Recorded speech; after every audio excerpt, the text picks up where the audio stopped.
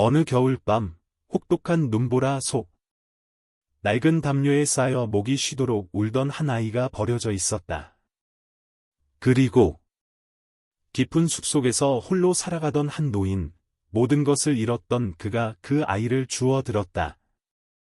이름도 나이도 몰랐다. 그냥 두면 아이가 죽을 것이라는 것만 알았다. 오늘의 이야기는 혈연으로 맺어진 가족이 아니다. 자비심에서 태어난 사랑에 대한 이야기다. 세상으로부터 버림받은 한 아이가 자신의 삶이 더 이상 의미 없다고 생각했던 한 노인의 마음속에서 집을 찾았다. 그리고 마지막 그림, 마지막 유언은 수백만 명을 울렸다. 주한 눈 속에서 주워온 아이의 이야기를 들어보자. 숲을 꿰뚫는 바람 소리는 마치 떠도는 영혼의 신음소리 같았다. 눈은 남원 주민들이 바람 부는 봉우리라고 부르는 향로봉 보호구역 가장자리에 외롭게 자리 잡은 오두막의 차가운 양철 지붕 위로 조용히 내렸다. 백일환이라는 이름의 70세 가까운 노인은 15년 동안 그곳에서 혼자 살았다. 사람들은 그가 이 산의 베테랑 산림 감시원이었지만 아무도 모르는 어떤 사건 이후 은퇴하고 사회와의 연락을 끊었다고 수군거렸다. 전화도, 친척도, 심지어 뉴스도 없이. 매일 아침 그는 해가 뜨기 전에 일어나 불을 피우고 차를 끓인 뒤 숲 가장자리를 산책했다. 내일 저녁 그는 썩은 나무 냄새를 풍기며 돌아와 10번도 더 읽은 책을 읽고 조용히 잠들었다. 아무도 문을 두드리지 않았다. 아무도 소식을 전하지 않았다. 그리고 그도 아무도 필요하지 않았다. 하지만 평소보다 더 추운 어느 겨울밤, 산골짜기를 가로지르는 바람 소리가 울부짖고 눈이 멈추지 않고 내릴 때 이상한 소리가 들려왔다. 처음에는 일화는 야생 담비 소리라고 생각했다. 하지만 이내 아이의 울음소리를 들었다. 그는 즉시 뛰쳐나가지 않았다. 그의 첫 반응은 등골이 서늘해지는 것이었다. 두려움 때문이 아니라 그 소리가 현실일 수 없다는 느낌 때문이었다. 새벽 2시에 영하 15도의 추위 속에서 깊은 숲속에 아이가 나타날 리가 없었다. 울음소리가 약해졌다. 마치 소리를 내는 이가 서서히 죽어가는 것처럼. 그리고 그는 벌떡 일어섰다. 손전등과 낡은 외투를 들고 일화는 오두막 문을 열고 눈 속으로 뛰쳐나갔다. 불빛이 나무 사이를 비추고 발밑에서 눈이 밟히는 소리가 나고 바람이 귀를 애는 듯했다.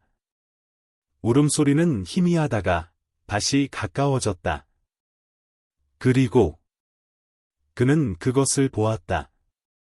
3, 4살쯤 되어 보이는 남자아이가 소나무 밑둥에 웅크리고 누워 있었다. 얇은 옷 한 벌을 입고 손은 파랗게 질렸으며 얼굴은 창백했다. 아무도 따라오지 않았다. 아무도 돌보지 않았다. 다른 바퀴 자국이나 발자국도 없었다. 일화는 당황했다. 그는 아이의 이마에 손을 얹었다.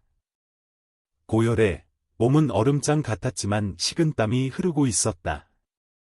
세상에, 누가 너를 이런 곳에 버렸단 말이냐? 오래 기다리지 않고 그는 외투를 벗어 아이를 감싸고 오두막으로 달려갔다. 그날 밤 내내 그는 잠들지 못했다. 그는 불을 더 피우고 물을 끓이고 곰팡내 나는 구급상자를 뒤졌다.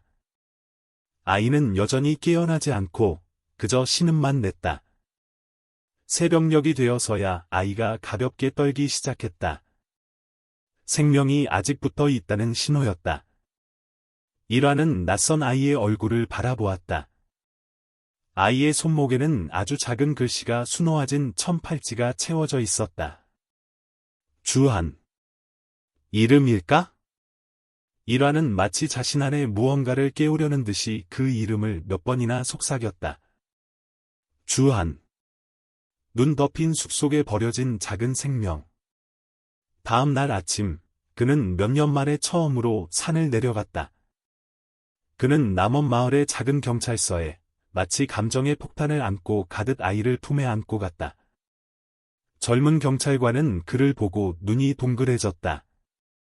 백 어르신? 저는 어르신이 다시는 산을 떠나지 않으실 줄 알았는데요.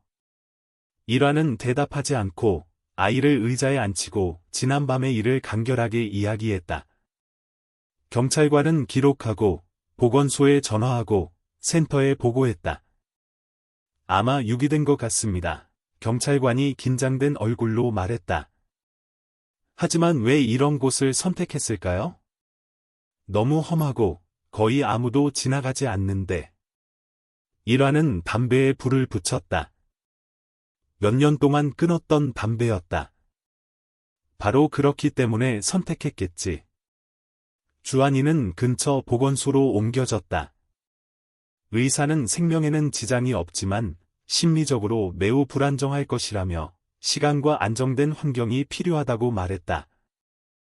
경찰관이 물었다.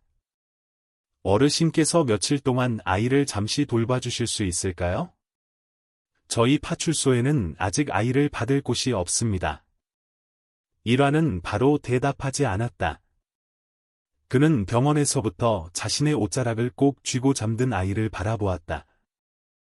단 한 번의 시선. 그리고 그는 고개를 끄덕였다. 그날 밤, 그는 다시 낡은 오두막으로 돌아왔다. 새로운 거주자와 함께.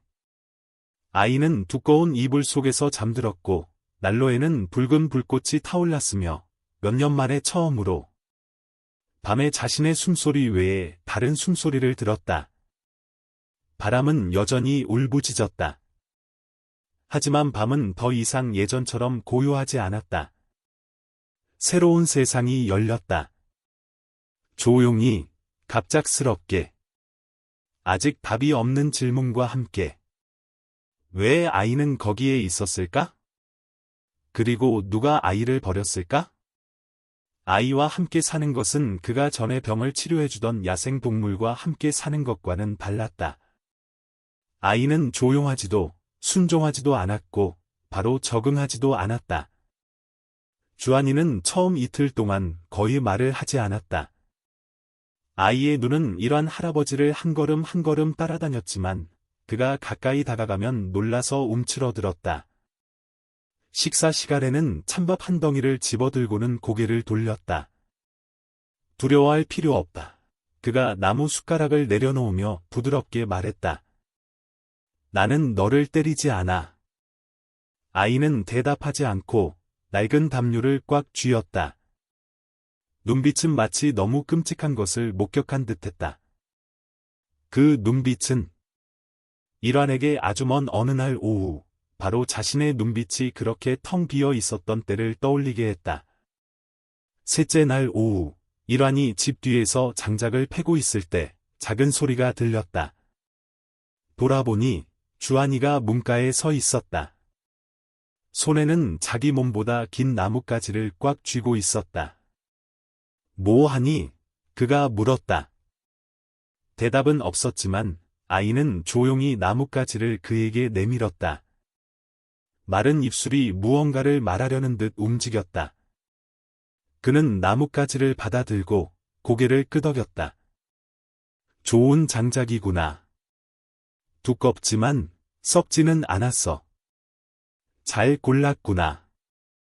처음으로 그는 아이의 눈에서 희미한 빛을 보았다. 그날부터 주한이는 조용히 작은 일들을 하기 시작했다. 장작을 모으고 상을 닦고 이불을 겠다.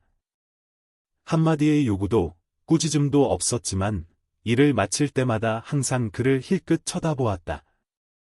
마치 확인을 기다리는 것처럼. 일화는 평범한 사람들처럼 감정을 표현하는 법을 몰랐다. 그는 껴안지도 어루만져주지도 않았다. 대신 그는 아이에게 불 피우는 법, 잿물로 냄비 닦는 법, 숲속의 독버섯과 식용버섯을 구별하는 법을 가르치기 시작했다. 추울 때는 먼저 불을 피우어라. 누구도 기다리지 말고. 소나무 뿌리는 먹지 마라. 단맛이 나지만 설사를 할 것이다. 올빼미가 3번 연속으로 울면 폭풍이 온다는 신호다. 서쪽 바위 동굴로 피신해라. 한 달이 지났다. 두 사람은 마치 두 개의 그림자처럼 함께 살았다. 조용하지만 이상하게 유대감이 깊었다.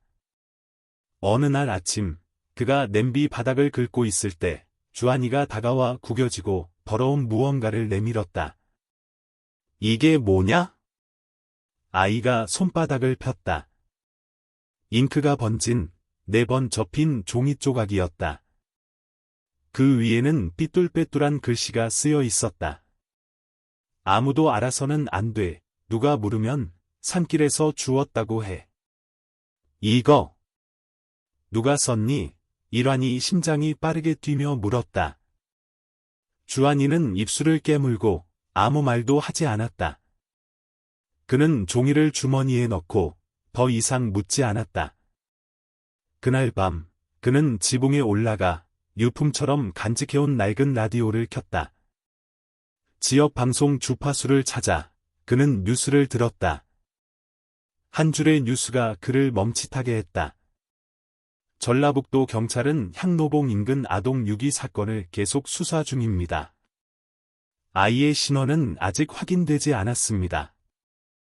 제보자는 연락 바랍니다. 그는 라디오 소리를 줄였다. 오두막 안에서 주한이는 이미 잠들어 있었다.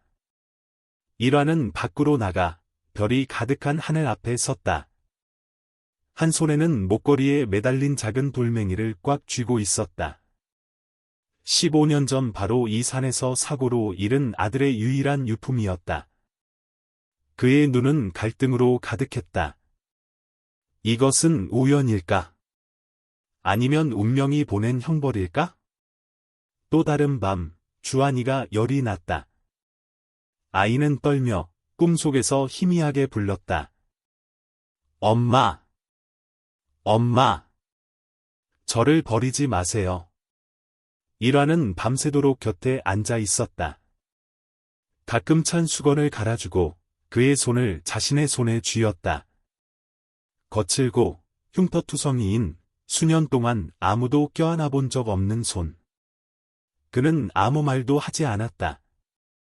하지만 그의 눈에는 두려움이 조용한 균열로 갈라지고 있었다. 다음 날 아셔, 주한이가 깨어났을 때 아이가 속삭였다. 할아버지, 저 여기 계속 있어도 돼요? 일환이 가볍게 고개를 끄덕였다. 내가 예전처럼 한밤중에 숲으로 도망가지 않는 한. 아이가 미소 지었다. 첫 미소. 그리고 이러한 할아버지의 인생에서 난로 없이도 가슴이 따뜻해진 것은 처음이었다. 하지만 평화에는 항상 대가가 따랐다. 어느 비 오는 오후, 두 할아버지와 손자가 약을 사러 산을 내려갔을 때, 일환은 버스 정류장 근처에 서 있는 한 여자의 호기심 어린 시선을 마주쳤다. 그녀는 주한이를 오랫동안 쳐다보았다. 눈빛은 이상했다. 감동과 의심이 뒤섞여 있었다. 일환은 분명히 느꼈다. 무언가 곧 변할 것이라는 것을. 주한이가 온 후로 어둡고 춥기만 했던 나무 오두막은 마치 살아있는 듯했다. 일환 할아버지가 아궁이에 불을 지피는 아침이면 주한이는 옆에서 분주하게 뜨거운 물을 따르고 때로는 딱딱한 무장아찌 몇 조각을 썰어 죽솥에 넣기도 했다. 소박한 부엌은 가족의 온기로 채워지기 시작했다. 그가 과거의 기억 속에 묻어버렸다고 생각했던 온기. 그는 한때 남편이었고 아버지였다. 가정이 있었고 주한이만 한 아들이 있었다. 산을 좋아하고 바람을 좋아하고 하얀 겨울을 사랑했던 아들. 하지만 눈보라가 모든 것을 앗아갔다. 그 후 그는 세상을 등졌다. 하지만 이제 그는 다시 아이 곁에서 장작을 줍고 신발끈 묶는 법을 가르치고 바람의 방향과 계곡물 소리를 듣는 법을 가르치고 있었다. 할아버지, 다람쥐는 왜 할아버지를 안 무서워해요? 주한이가 갈색 다람쥐 한 마리가 소나무를 타고 내려와 일환 할아버지의 어깨에 앉는 것을 보고 속삭였다. 내가 한 번도 쫓아낸 적이 없으니까.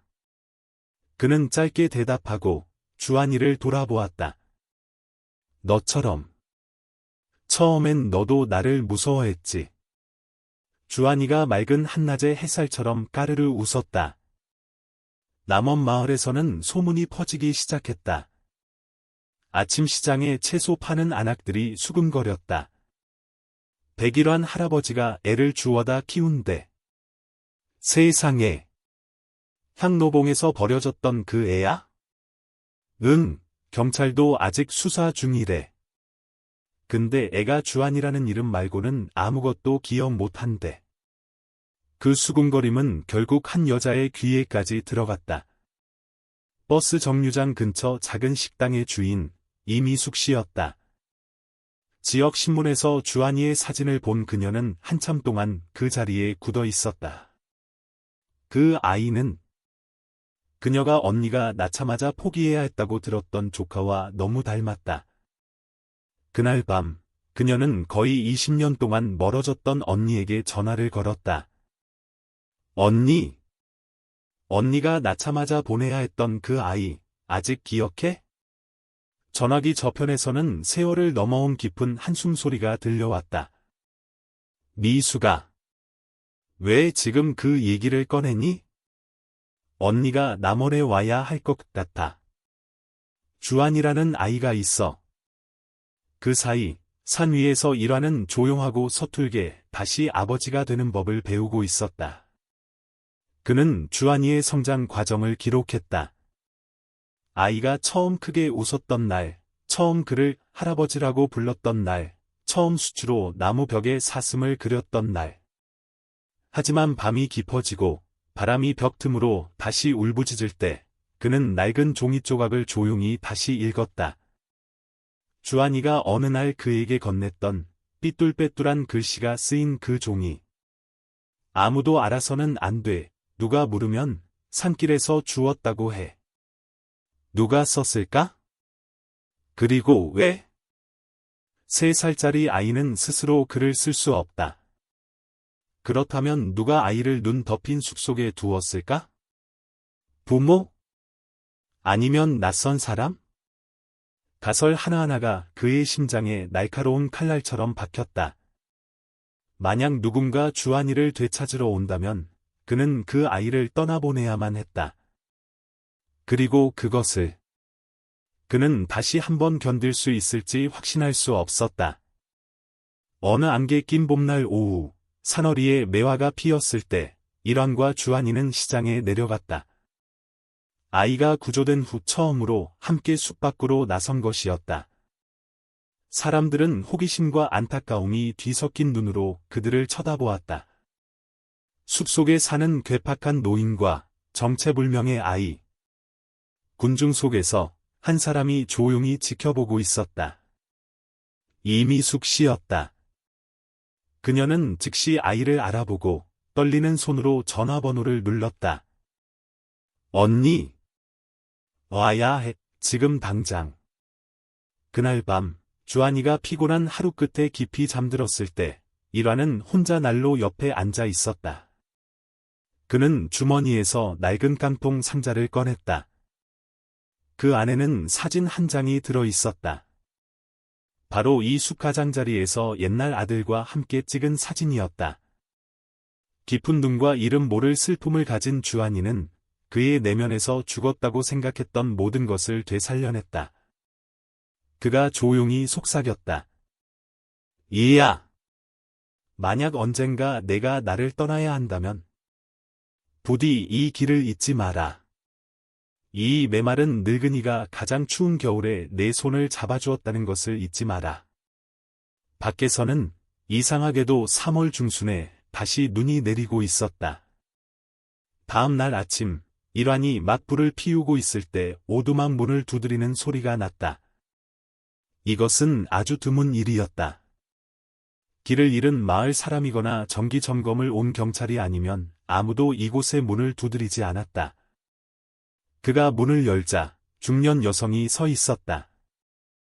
가볍게 웨이브 진 머리에 소박한 갈색 코트를 입고 손에는 종이 가방을 들고 있었다. 미숙 씨의 언니, 한수연이었다. 그녀의 시선은 벽 뒤에서 고개를 내민 주한이를 보자마자 오랫동안 멈췄다. 입술은 굳게 다물었지만 눈은 금방이라도 무너질 듯 떨렸다. 죄송합니다. 제가 여기서 한 아이를 구하셨다고 들었습니다. 그녀의 목소리는 작고 평정을 유지하려 애쓰는 듯했다. 일화는 그녀를 가늘게 뜬 눈으로 조심스럽게 쳐다보았다. 맞소. 하지만 아이는 구경거리가 아니요. 아닙니다. 구경하러 온 게 아닙니다. 그녀가 속삭였다. 확인하러 왔습니다. 그 후의 이야기는 침묵 속에서 끊어지는 대화를 통해 이어졌다. 한수연은 고백했다. 몇 년 전 유부남과의 불륜으로 임신했지만 아이를 지킬 용기가 없었다. 아이가 태어나자 가족의 강요로 복지센터에 보내졌고 아이는 서울의 한 부부에게 임계되었다. 하지만 그녀는 그들의 신원을 전혀 몰랐고 아이의 눈빛을 결코 잊지 못했다. 제가 아이를 낳은 날 이렇게 눈이 하얗게 내렸어요. 그녀가 목이 메어 말했다. 그리고 지금 저는 그 눈빛을 다시 봅니다. 저 아이의 눈에서요. 일화는 오랫동안 침묵했다. 난로 아래서 고구마가 타닥타닥 타는 소리가 났고 주한이는 아무것도 모른 채 솔방울 더미와 놀고 있었다. 그가 물었다. 아이를 데려가고 싶소? 한수연이 고개를 숙였다. 모르겠습니다. 그저 미안하다고 말하고 싶을 뿐입니다. 비록 늦었지만. 그녀는 그날 오후에 떠났지만 매화꽃이 수놓아진 작은 비단 손수건을 남겼다. 주한이가 가지고 있었지만 한 번도 사용하지 않았던 목도리와 똑같은 것이었다. 그날 밤, 일화는 두 개의 손수건을 나란히 놓고 조용히 바라보았다. 같은 자수, 같은 천, 단지 색깔만 달랐다. 하나는 아이보리색, 다른 하나는 옅은 보라색. 운명이라는 게 정말 있는 걸까? 그는 자문했다. 다음 날부터 주한이가 묻기 시작했다. 할아버지, 우리 엄마는 누구예요? 일화는 멈칫했다. 아이는 한 번도 그런 것을 물은 적이 없었다. 아마 어제 그 여자의 눈빛이 아이를 의심하게 만들었을 것이다. 내 생각에 내 엄마는 어디 계신 것 같니? 멀리요. 하지만 꿈에서 엄마가 저한테 이불을 덮어주는 걸 봤어요. 할아버지가 가지고 계신 그 손수건이랑 똑같은 이불이었어요. 일환이 아이의 머리를 부드럽게 쓰다듬었다. 아마 내 엄마는 아직도 너를 찾고 계실지도 모른다. 일주일 후 한수연 씨가 다시 찾아왔다. 이번에는 동생 미숙 씨와 짙은 색정장을 입은 남자, 변호사와 함께였다. 그들은 유전자 검사를 하고 싶어 했다. 일화는 동의했다. 손을 놓고 싶어서가 아니라 아이에게 정말 엄마가 있다면 상실의 두려움으로 그 아이를 붙잡을 권리가 없다는 것을 알았기 때문이다. 검사 결과는 한수연이 주한이의 친모임을 확인해 주었다. 그녀는 울음을 터뜨렸지만 아들에게 달려가 껴안지는 않았다. 그저 멀리 서서 길 잃은 사람처럼 울었다. 제발 저에게 시간을 주세요. 아이가 저를 받아들일 수 있도록요. 아이를 억지로 할아버지에게서 떼어놓고 싶지 않아요. 일화는 대답하지 않았다. 하지만 그는 알았다. 봄이 곧 끝날 것이라는 것을. 어느 날 밤, 주한이가 깊이 잠들었을 때, 일화는 두 할아버지와 손자가 함께 팼던 장작 더미를 바라보다가 낡은 괴짝을 열었다. 그 안에서 그는 아이가 발견되었던 숲속 오솔길이 그려진 작은 지도를 꺼냈다. 그는 잠든 주한이의 손에 그것을 쥐어주며 속삭였다. 내가 어디를 가든 이 길은 항상 너를 집으로 인도할 것이다. 그리고 그는 눈물이 떨어지지 않도록 돌아섰다. 남원에는 여름이 시작되었다. 어린 벼들이 햇살 아래 푸르게 빛났지만 산허리의 나무 오두막 안 공기는 무겁고 답답했다. 주한이는 여전히 일원과 함께 살았지만 이제 매주 주말마다 한수연이 찾아왔다. 그녀는 서둘러 엄마라고 칭하지 않고 그저 동화책과 요구르트, 그리고 어린 시절 아이가 꿈꿨을 법한 작은 장난감들을 가져왔다. 그녀는 조용히 아이 곁에 앉아 함께 색칠하고 옛날 이야기를 들려주며 주한이가 고개를 끄덕이거나 희미하게 웃는 작은 순간들을 기다렸다. 일화는 멀리서 지켜보았다. 마치 졸업식에서 자식의 손을 이끌어주는 아버지처럼. 손을 놓아야 한다는 것을 알지만 가슴 아프지 않을 수 없었다.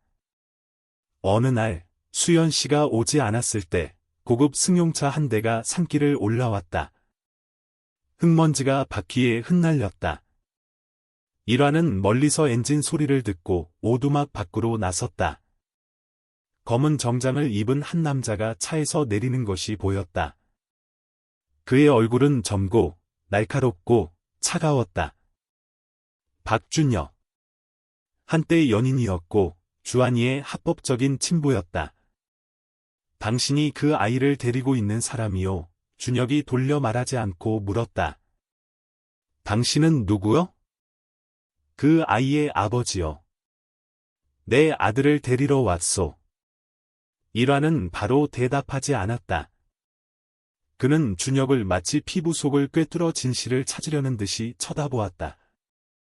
하지만 그가 본 것은 사랑이 아닌 소유욕만 가득한 차가운 자신감뿐이었다. 지난 6년 동안 어디 있었소? 준혁이 비웃었다. 하지만 그녀는 멀리 가지 않았다. 진호는 그녀가 길 건너편 신호 대기 중인 버스 옆에 서 있는 것을 보았다. 등을 돌리고 있었지만 어깨가 심하게 떨리고 있었다. 한 직원이 작게 물었다. 무슨 일이에요, 사장님? 진호는 그저 고개를 저었지만 마음속에 이상한 감정이 싹텄다. 마치 무언가 스쳐 지나갔지만 붙잡기에는 힘이 부족했던 것처럼. 그날 밤 진호가 복자 할머니가 쉬고 있는 단칸방에 돌아왔을 때 그는 그 여자에 대해 이야기했다. 할머니는 듣고 나서 잠시 조용히 있다가 물었다.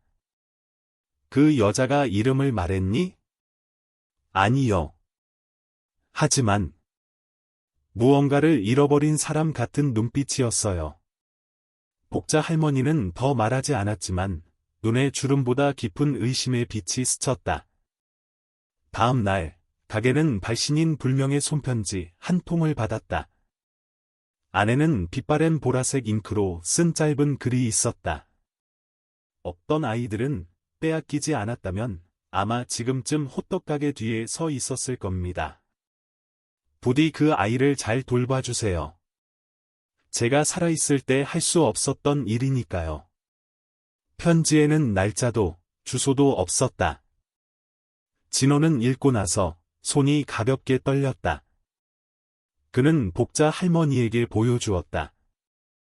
할머니는 글씨를 자세히 보더니 마치 유물을 만지듯 조심스럽게 접었다. 아마 너를 알던 사람일지도 몰라. 할머니는 그저 그렇게 말했다. 하지만 눈빛은 멀리, 마치 어느 오래된 겨울이 아주 느리게 지나가는 것을 보는 듯했다.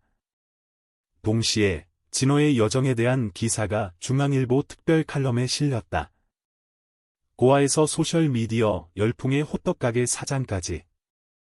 기사에는 진호가 호떡을 굽는 사진과 붐비는 가게 안에서 복자 할머니에게 고개 숙여 감사하는 짧은 영상이 함께 실렸다. 그 사진들은 국내뿐만 아니라 몇몇 해외 한인 신문에도 공유되었다. 부산에 사는 60대 여성이 그 영상을 보고 울음을 터뜨렸다. 그녀는 중얼거렸다. 너무 닮았어. 가슴 아플 정도로 닮았어. 유명한 기사 이후 고복자 가게를 찾는 손님은 급증했다. 매일 수백 명의 사람들이 아침 일찍부터 줄을 서서 호떡 한 개를 사고 진호나 국민 할머니라고 불리는 복자 할머니와 함께 인증샷을 찍었다. 가게 안은 따뜻하고 활기찼다. 하지만 안에서 진호는 매 시간마다 보이지 않는 압박감이 커지는 것을 느끼기 시작했다. 직원들은 쉬지 않고 일했고 주방은 과부하 상태였으며 배달 주문은 계속해서 늦어졌다. 일부 고객들은 호떡 맛이 예전 같지 않다, 서비스가 느리다, 품질이 눈에 띄게 떨어졌다 는 부정적인 댓글을 남기기 시작했다. 2층의 작은 회의실에서 진호는 핵심 팀원 4명, 즉 주방장, 판매팀장, 오랜 경력의 계산원, 그리고 소셜미디어 담당 보조원과 긴급회의를 소집했다. 우리가 뭔가 잘못하고 있어요. 진호가 긴장된 목소리로 입을 열었다. 주방장 태수 씨는 진호와 처음부터 함께했던 사람이었다. 그는 팔짱을 꼈다. 우리가 잘못한 게 아니에요. 이제 손님들은 호떡 때문이 아니라 언론 때문에 오는 거예요. 그들은 동화를 원하지 호떡을 원하는 게 아니에요. 다른 직원이 말을 이었다. 복자 할머니가 화장실 갈 때도 라이브 방송하는 사람이 있어요. 진호 씨, 그들은 이 가게를 장사하는 곳이 아니라 쇼로 봐요. 분위기가 무거워졌다. 진호는 손을 꽉 쥐었다. 그럼 어떻게 해야 하죠? 초심을 지키기 위해 문을 닫아야 하나요? 아니면 모든 것이 희석되도록 확장해야 하나요? 모두가 침묵했다. 그 질문에 누구도 솔직하게 대답할 수 없었다. 그날 저녁, 진호는 가게 앞에 앉아 분주하게 오가는 차들을 바라보았다. 맞은편에는 복자 할머니가 예전에 빈 병을 팔아 몇 푼 벌던 작은 잡화점이 있었다. 그는 처음의 날들을 떠올렸다. 호떡 하나하나가 기적이었던 시절. 지금은 매일 수백 개의 호떡이 만들어지지만 기적은 점점 희미해지고 있었다. 그는 휴대폰을 열어 수많은 협력 이메일, 투자 제안, 그리고 익명의 계정에서 온 개인 메시지를 훑어보았다. 당신은 텅 빈 브랜드를 만들고 있습니다. 선의가 마케팅 전략으로 변질되게 두지 마세요. 누가 보냈는지 몰랐지만 그 말은 칼날 같았다. 다음 날 태수 씨가 사직서를 냈다. 호떡은 만들 수 있어요. 하지만 카메라를 의식하며 만드는 호떡은 제게 맞지 않아요. 그는 화내지 않고 그저 슬픈 눈으로 똑바로 말했다. 진호가 그의 손을 잡았다. 형은 겨울에 배고픈 사람이 없어야 한다고 했잖아요. 맞아. 하지만 그건 진짜 사람들에 대한 얘기지, 라이브 방송하는 손님들에 대한 얘기가 아니야. 선택해야 해. 호떡을 만들 건지, 브랜드를 만들 건지. 그날 밤, 진호는 늦게 돌아왔다. 복자 할머니는 작은 거실에서 뜨개질을 하고 있었다. 노란 불빛이 하얀 머리카락 위로 쏟아졌다. 길을 잃었니? 그녀가 돌아보지 않고 물었다. 진호는 침묵했다. 그리고 바닥에 앉아 할머니의 무릎에 머리를 기댔다. 모든 사람이 제가 먹었던 것처럼 맛있게 먹었으면 좋겠어요. 하지만 지금은 잘 모르겠어요. 복자 할머니가 부드럽게 말했다. 호떡은 만드는 사람이 진심을 지킬 때만 맛있는 법이다. 내가 의심하기 시작했다면 잠시 물러서거라. 눈을 감고 깊게 숨을 쉬고 기억해봐. 처음의 반죽 냄새는 어떤 냄새였는지. 그날 밤, 진호는 부엌으로 가서 직접 반죽을 하고 팥소를 빚고 처음처럼 낡은 프라이팬에 호떡을 구웠다. 카메라도 도와주는 직원도 없이. 오직 혼자, 낡은 프라이팬, 그리고 손의 기억뿐. 그 호떡은 다음 날 아침 작은 나무 상자에 담겨 짧은 편지와 함께 놓였다. 길 건너편에서 저를 보고 우셨던 그 아주머니께. 그 편지는 카운터에 놓여 합당한 사람에게 전달되기를 기다렸다. 부산의 작은 집에서 그 여자, 길 건너편에 서 있던 그 여자는 상자를 받았다. 상자를 열자 팥 호떡 냄새가 마치 20년 전 어머니가 되는 권리를 빼앗기고 비 오는 날 떠나보낸 아이 때문에 애타게 울었던 그날로 그녀를 데려가는 듯했다. 그녀는 울었다. 이번에는 등을 돌리지 않고 주방장 태수 씨가 그만둔 지 2주 후 고복자 호떡 가게는 조용히 예전의 리듬을 되찾았다. 더 이상 아침마다 몰려드는 인파도 수백 건이 주문 메시지도 없었다. 하지만 진호는 마음이 더 가벼워졌다.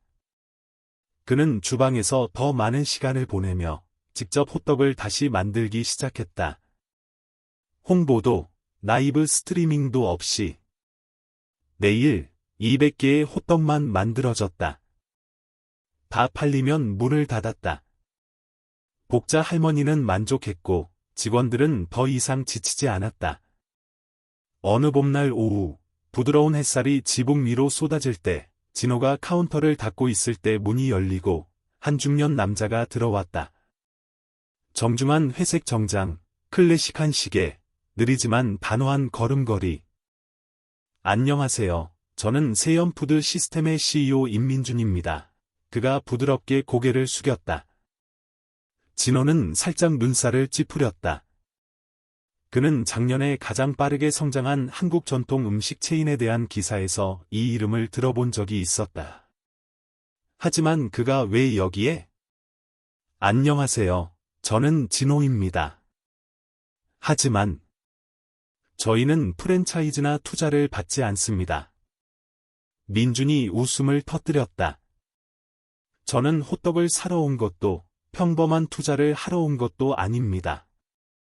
그들은 찻상에 앉았다.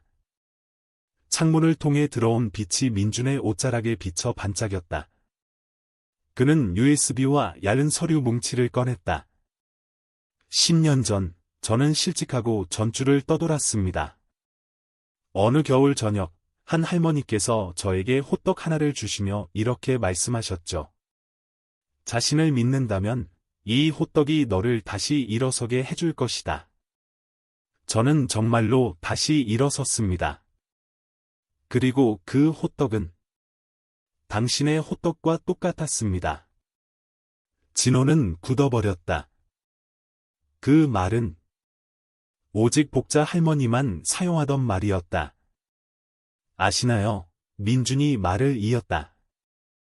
저는 그분을 찾을 수 없었습니다. 하지만 당신에 대한 기사를 읽고 익숙한 맛을 떠올렸습니다. 저는 이것이 제가 보답할 기회라고 생각합니다. 민준이 USB를 열었다. 노트북 화면에는 한미맛의 거리라는 이름의 작은 복합단지 디자인이 나타났다. 어려운 시절을 겪은 사람들이 운영하는 한국 전통 음식을 재현하는 곳이었다. 아내를 잃은 노인의 국수집, 손주를 키우는 할머니의 김치가게, 그리고 왼쪽 구석에 자리 잡은 아주 작은 고복자 호떡가게. 당신은 자본금을 낼 필요 없습니다. 저는 당신이 새로운 사람들을 훈련시켜주기만 하면 됩니다. 그리고 원한다면 이 브랜드 이름을 사용해 이야기를 더 멀리 퍼뜨릴 수 있습니다. 하지만 거절하셔도 저는 매달 당신의 호떡을 먹으러 올 겁니다. 진호는 화면을 보았다. 그는 5년 전의 자신, 가난하고 춥고 배고팠던 자신을 마주 보는 것 같았다. 제가 당신의 브랜드를 망칠까봐 두렵지 않으세요? 진호가 물었다. 민준이 웃으며 고집센 아이를 보듯 그를 보았다. 당신은 망치지 못할 겁니다. 제가 필요한 것은 이야기가 있는 호떡이지 이익을 내는 호떡이 아니니까요. 민준이 돌아갔을 때 진호는 가게 문 앞에 멍하니 서서 언덕 너머로 사라지는 검은 차를 바라보았다. 큰 결정이 그를 기다리고 있었다. 하지만 이번에는 두렵지 않았다. 더 이상 비 속에서 버려져 울던 떠돌이 소년이 아니었기 때문이다. 그날 밤, 진호는 복자 할머니 앞에 레시피 수첩을 놓고 부드럽게 말했다. 저는 이 호떡을 더 멀리 가져가고 싶어요. 하지만 할머니께서 동의하신다면요. 복자 할머니는 바로 말하지 않았다. 그녀는 서랍에서 작은 천 주머니를 꺼냈다. 안에는 낡은 손수건이 들어 있었다. 색은 바랬고 가장자리에는 하얀 백꽃이 수놓아져 있었다. 내가 버스 정류장 앞에서 웅크리고 앉아 있던 날, 이 손수건으로 내 손을 닦아주고 첫 호떡을 먹여주었지. 진호는 멈칫했다. 이걸 가져가거라. 어디를 가든. 하지만 기억해라. 손을 깨끗이 닦고 나서 반죽을 해야 한다. 다음 날 아침, 진호는 민준에게 전화했다. 동의합니다. 하지만 한 가지 조건이 있습니다. 모든 첫 직원은 호떡 만드는 법을 배우기 전에 먼저 호떡을 맛봐야 합니다. 세영과의 협력 소식은 소셜미디어에서 금세 화제가 되었다. 여러 온라인 뉴스 사이트에 다음과 같은 제목의 기사가 실렸다. 고복자 호떡, 전주를 넘어서다. 감동적인 호떡 이야기, 대형 외식 체인 세연의 투자 유치. 버스 정류장에서 쇼핑몰까지 진호는 어디로 가는가? 그리고 진호는 민준과의 통화 확인 후 즉시 첫 번째 팀 훈련에 착수했다. 첫 번째 장소는 많은 이들이 예상했던 서울이 아니라 방황하는 청년들을 지원하는 사회복지센터가 있는 광주였다. 첫 호떡은 믿음을 잃었던 손에서 만들어질 것입니다. 진호가 세연팀과의 첫 회의에서 말했다. 수강생 중에는 절도 전과가 있는 미성년자 미래, 말을 못하는 청년 수혁, 그리고 아이를 데리고 출근했다는 이유로 해고된 미혼모가 있었다. 진호는 서류를 보지 않았다. 그는 단 한 가지 질문만 했다. 마지막으로 공짜 호떡을 먹어본 게 언제인가요? 미래가 그를 빤히 쳐다보았다. 한 번도 없어요. 진호는 팥 호떡 하나를 그녀 앞에 내밀었다. 이제는 있네요. 모두가 진호를 믿지는 않았다. 세연 내부 일부에서는 이것을 인도주의적 홍보쇼라고 여겼고 불안정한 요소를 운영에 투입하는 것에 공개적으로 반대하는 사람도 있었다. 하지만 민주는 침묵하며 비공개 회의에서 한마디만 남겼다. 그는 우리가 잊었던 것을 하고 있습니다. 훈련이 진행되는 동안 진호가 수강생들과 함께 환하게 웃는 사진 한 장이 빠르게 퍼져나갔다. 그리고 바로 그 사진이 부산에 사는 한 중년 여성, 진호의 친어머니의 언니의 눈에 띄었다. 그녀의 이름은 한영숙, 현재 지역 도서관 사서로 일하고 있었다. 진호의 사진을 보자 그녀는 굳어버렸다. 눈, 미소, 서 있는 자세, 모든 것이 19년 전 실종된 여동생과 갓난아들의 모습을 떠올리게 했다. 그날 밤, 그녀는 서류함을 뒤져 미혼모라는 이유로 집에서 쫓겨나기 전 여동생의 유일한 사진이 담긴 낡은 편지 봉투를 꺼냈다. 그녀가 2006년에 쓴 일기장에는 삐뚤빼뚤한 글씨로 이렇게 적혀 있었다. 동생은 아이를 버스 정류장에 두고 떠났다. 사람들은 아이를 지키거나 완전히 관계를 끊고 한국을 떠나라고 강요했다. 미안하다. 영숙의 손이 떨렸다. 진호의 사진은 기이할 정도로 닮았다. 그리고 팥 호떡.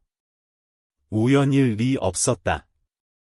다음 날, 그녀는 전주행 기차에 올랐다. 예고도, 약속도 없이. 본점 호떡 가게에서 진호가 미래에게 반죽 빚는 법을 가르치고 있을 때 초인종이 울렸다. 짧은 곱슬머리에 얇은 안경을 쓴 여자가 들어왔다. 아무 말 없이 주위만 둘러보았다. 한 아이를 위해 눈을 막아주고 온 나라를 따뜻하게 한 사람. 그날 밤, 첫눈이 드문드문 내릴 때 주한이는 창가에서 일기를 쓰고 있었다. 노란 불빛이 그의 머리카락을 비췄다.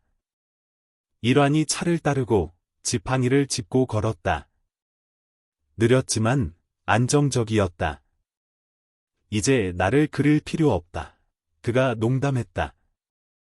내가 나를 한 번 더 살게 해주었으니. 주한이는 고개를 들지 않고 한 줄을 더 썼다. 할아버지는 제가 선한 것을 믿는 이유입니다. 다음 해봄, 언덕 위의 벚나무가 꽃을 피우기 시작했다. 숲속 나무집에서 주한이는 조금 더 자랐다. 그는 한재능 후원재단으로부터 서울에서 전문적인 그림 교육을 받으라는 초청을 받았지만 거절했다. 할아버지를 떠나고 싶지 않아요. 일화는 반대하지 않았다. 그는 버려졌던 아이에게 가장 소중한 것은 기회가 아니라 머물 수 있는 곳이라는 것을 이해했다. 어느 날, 두 할아버지와 손자가 텃밭에 물을 심고 있을 때 고급 승용차 한 대가 문 앞에 멈췄다. 40대 여성, 단정하게 묶은 머리, 진지한 모습의 여자가 내렸다. 그녀는 가죽 서류 가방을 들고 있었고 눈빛은 혼란스러워 보였다. 저는 한유진입니다.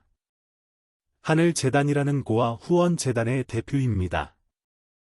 저는 주한이 때문에 왔습니다. 분위기가 얼어붙었다. 일화는 아이 앞에 서서 보호 본능이 솟아났다. 아이를 데리러 왔소?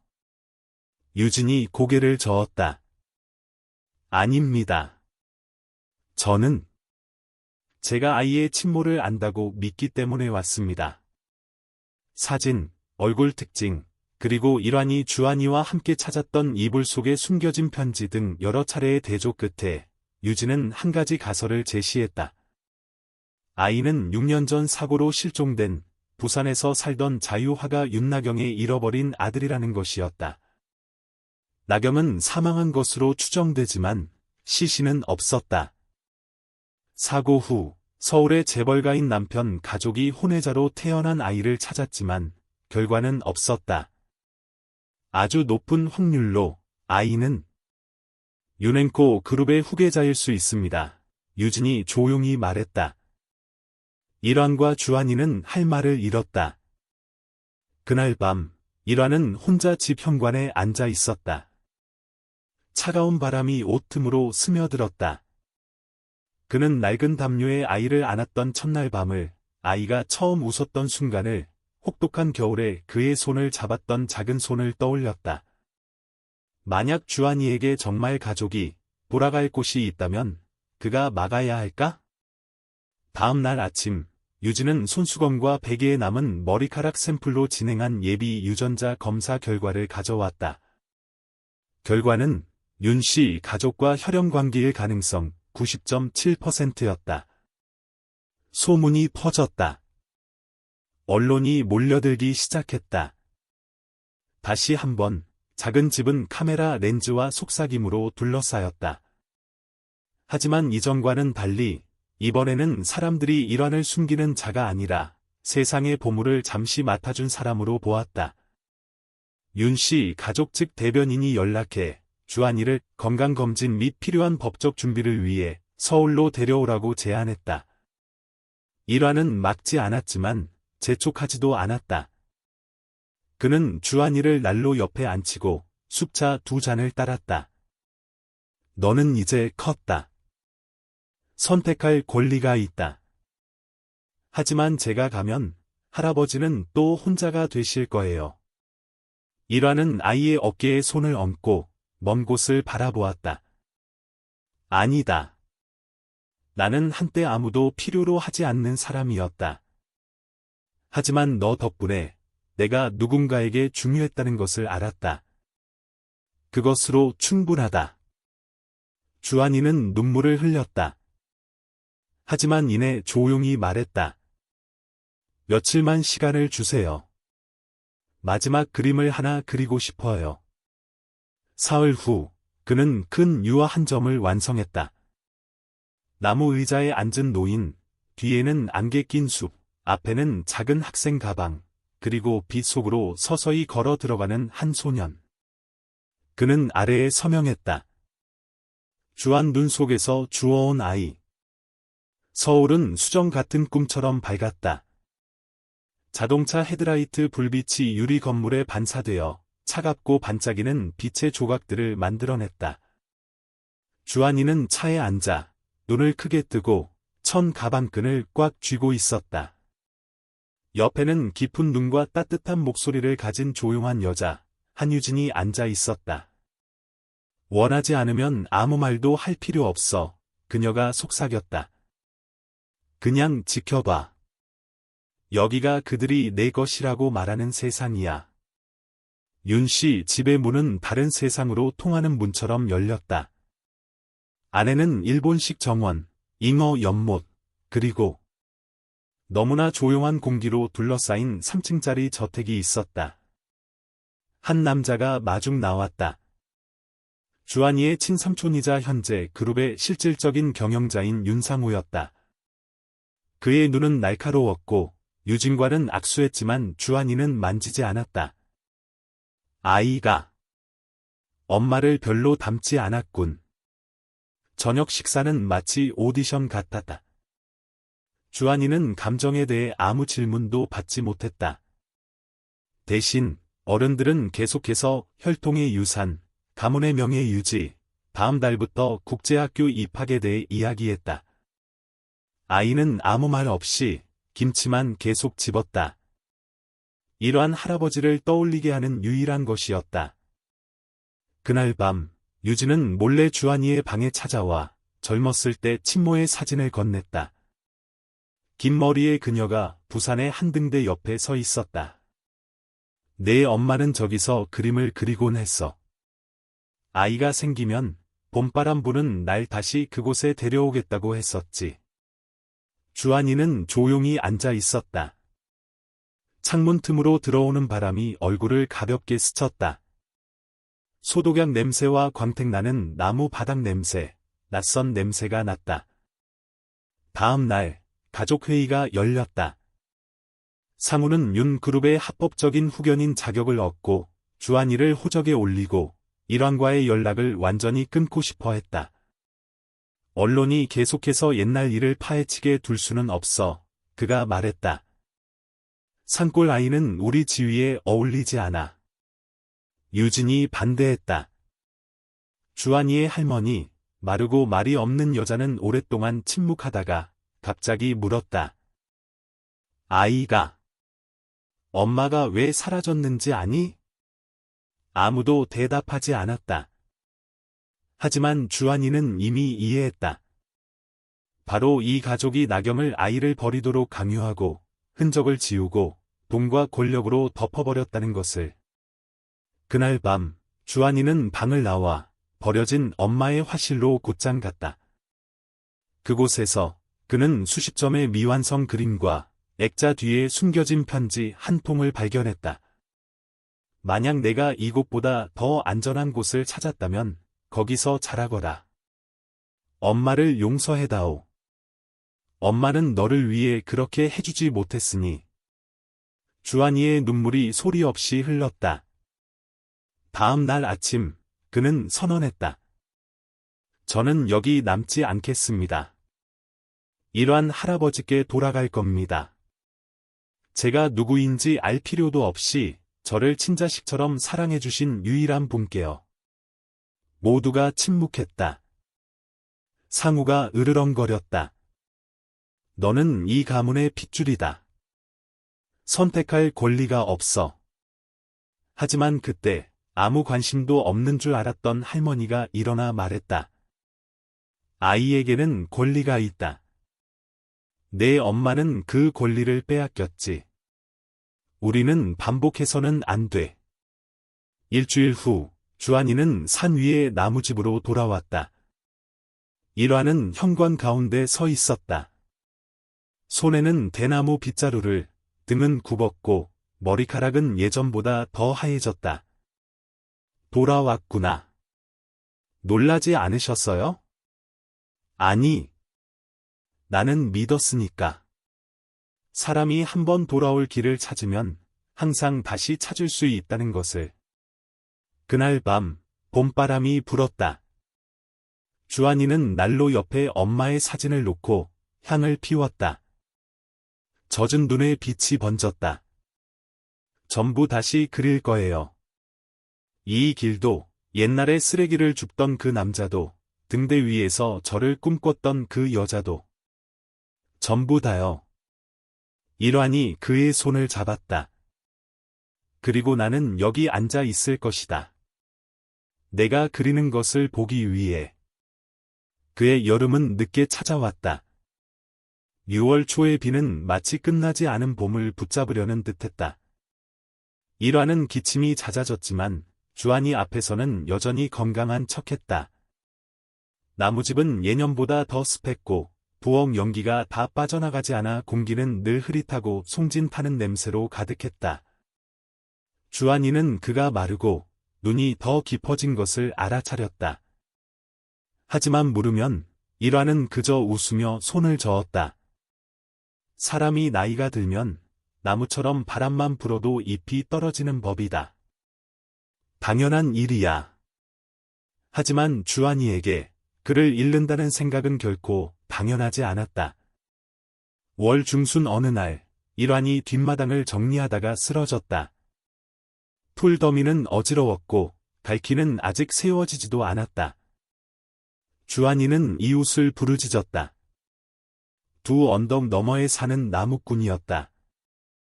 그리고는 스스로 그를 업고 보건소로 내려갔다. 의사가 말했다. 폐에 심각한 감염이 있습니다. 기후나 숨먼지 때문일 수도 있지만 말기 암일 가능성이 있습니다. 즉시 도립병원으로 가야 합니다. 광주병원의 하얀 병실에서 일환은 조용히 누워 있었다. 심장 박동은 규칙적이었지만 숨은 점점 가빠졌다. 의사는 항암 치료를 시작할 것을 권했지만 그는 고개를 저었다. 나는 더 이상 나를 위해 살지 않아. 저 아이를 위해 살아. 만약 내가 고통 속에서 사라지면 아이는 평생 그 기억에 시달릴 거야. 주한이는 병상 옆에 조용히 앉아 있었다. 손에는 두려울 때마다 가지고 다니던 스케치북이 들려 있었다. 마지막 페이지는 비어 있었다. 하지만 그의 마음속에 한 가지 생각이 뚜렷해졌다. 만약 내가 약으로 할아버지를 구할 수 없다면 기억으로 구하자. 모든 것을 다시 그리자. 할아버지가 사라지지 않도록. 그는 그림을 그리기 시작했다. 매일 아침 해가 뜨기 전에 주한이는 병원의 공동 휴게실로 가서 작은 구석을 빌려 이제를 세우고 스케치를 펼쳤다. 그는 병든 일환 할아버지가 아니라 장작을 패고 군고구마 소들 들고 환하게 웃고 물을 엎질렀다고 장난스럽게 꾸짖던 그를 그렸다. 붓질 한 번에 그의 심장은 조각조각 부서졌다. 그리고 기억으로 다시 꿰매졌다. 유진이 서울에서 내려왔다. 그녀는 일환을 해외에서 치료받게 하자고 제안했다. 윤씨 가족도 보답이라며 큰돈을 보냈다. 일환은 예전처럼 가볍게 웃었다. 은혜는 돈으로 갚는 것이 아니요. 나는 그저 당신들이 아이에게 더 이상 선택을 강요하지 않기를 바랄 뿐이요.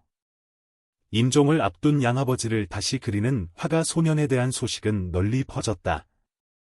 한 지역 신문이 주한이의 점점 완성되어가는 그림들과 함께 이야기를 다시 보도했다. 사진 속에서 일환 할아버지는 결코 약하지 않았다. 그는 항상 숲속에 서서 등불을 높이 들고 마치 누군가 길을 찾도록 비춰주는 듯했다. 일주일 후 병원 부속 로비에서 작은 화랑이 문을 열었다. 주한이는 집으로 가는 길이라는 제목의 전시회를 열었다. 12점의 그림이 전시되었다. 관객은 많지 않았지만 떠나는 모든 사람이 눈물을 흘렸다. 그날 밤, 일환은 휠체어를 타고 전시를 보러 왔다. 그는 아무 말도 하지 않고 12번째 그림, 옅은 보라색 손수건을 든 채 나무 아래 앉아 있는 노인의 그림을 오랫동안 바라보았다. 내가 내 기억보다 더 아름답게 그렸구나. 주한이가 고개를 숙이고 눈물을 감췄다. 아니에요. 저는 그저 할아버지를 붙잡으려고 했을 뿐이에요. 제가 가진 모든 것으로. 7월 중순의 어느 안개 낀 아침, 광주 하늘은 차가운 잿빛으로 물들었다. 주한이는 새로운 캔버스를 들고 병실에 들어섰다. 아직 색칠되지 않고 연필 스케치만 남아 있었다. 멀어져가는 한 남자의 뒷모습, 작은 창문에서 새어나오는 빛. 하지만 그날, 병상은 비어 있었다. 간호사는 일환 할아버지가 밤사이 갑작스러운 고열로 중환자실로 옮겨졌다고 말했다. 아이는 길 잃은 사람처럼 복도를 뛰어다녔다. 심장이 미친 듯이 뛰었다. 중환자실 문이 열렸을 때 주한이는 그가 거기에 누워있는 것을 보았다. 꼼짝 않고 규칙적인 심장 박동기 소리만 울리고 있었다. 침대 옆에는 유진이 서 있었다. 눈이 붉었다. 의사 선생님이 몇 시간밖에 남지 않았다고 하셨어. 마음의 준비를 하라고. 주한이는 울지 않았다. 그는 조용히 앉아 스케치북을 펴고 그의 바로 앞에서 그림을 그리기 시작했다. 마지막 그림. 나무집, 현관 앞에 앉아 웃고 있는 한 노인. 그는 그리면서 이야기했다. 이 그림을 완성하고 할아버지가 말씀하신 대로 집을 다시 지을 거예요. 다른 아이들도 올 거예요. 아무도 버려지지 않을 거예요. 할아버지처럼 고구마빵을 굽고 집 주위에 국화를 심을 거예요. 할아버지가 그러셨죠. 기억만 남아있다면 사람은 결코 정말로 떠나지 않는다고. 그래서 저는 할아버지를 붙잡을 거예요. 제가 그린 모든 그림과 이 마음으로. 일화는 눈을 뜨지 않았지만 눈가에서 조용히 눈물 한 방울이 흘러내렸다. 주한이는 떨리는 손으로 그의 손을 잡고 긴 침묵 속에 조용히 앉아 있었다. 심장 박동기가 마지막 소리를 낼 때까지 주한이는 여전히 거기에 앉아 그의 손을 꽉 쥐고 있었다. 장례식은 간단하게 치러졌다. 큰 영안실도 하얀 꽃으로 뒤덮인 장식도 없었다. 그저 몇몇 이웃과 병원 직원들, 그리고 그가 도와주었던 몇몇 어린 학생들이 있었다. 유진이 조사를 읽었고 주한이는 마지막 그림 액자를 꼭 껴안고 옆에 서 있었다. 장례식 후 유진은 그에게 봉인된 편지 한 통을 건넸다. 일환 할아버지께서 중환자실로 옮겨지시기 전날 밤에 너에게 쓰신 거야. 편지에는 삐뚤빼뚤한 글씨가 쓰여 있었다. 주한아. 내가 이 글을 읽을 때쯤이면 나는 이미 떠났겠지. 하지만 슬퍼하지 마라. 나는 너를 떠난 게 아니야. 내가 아직 그리지 못한 더 아름다운 그림 속으로 옮겨간 것뿐이다. 우리 나무집은 내 이름으로 땅 문서를 남겨두었다. 유진이가 내가 합법적인 주인이 되도록 도와줄 것이다. 그리고 낡은 고구마빵 상자 안에는 특별한 레시피를 남겨두었다. 잊지 마라. 한 늙은이가 말했지. 가장 맛있는 빵은 가장 필요한 사람과 나눌 때라고. 만약 언젠가 내가 외롭거든 기억해라. 너를 친자식처럼 사랑했던 사람이 항상 있었다는 것을. 자신을 버려진 아이라고 생각하지 마라. 너는 일환 할아버지가 이 세상이 다시 한번 살 만하다고 느끼게 해준 아이란다. 잘 가거라, 나의 작은 화가. 일환. 주한이는 편지를 접고 책상에 머리를 박고 한 번도 울어본 적 없는 것처럼 울음을 터뜨렸다. 1년 후, 나무집은 일환 작은 예술센터로 개조되었다. 산골의 가난한 아이들에게 무료로 그림을 가르치는 곳, 본관벽에는 주한이의 13점의 그림이 걸려 있었다. 13번째 그림의 제목은 눈 덮인 숲속의 뱃사공. 그는 여전히 그곳에서 살았다. 하지만 외롭지 않았다.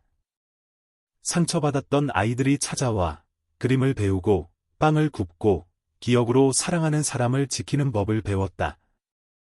내일 오후 집 현관 앞에서 그는 여전히 앉아 햇살을 바라보았다. 손에는 붓을 들고 마치 익숙한 뒷모습을 다시 그리는 듯이 해를 향해 멀어져 가는.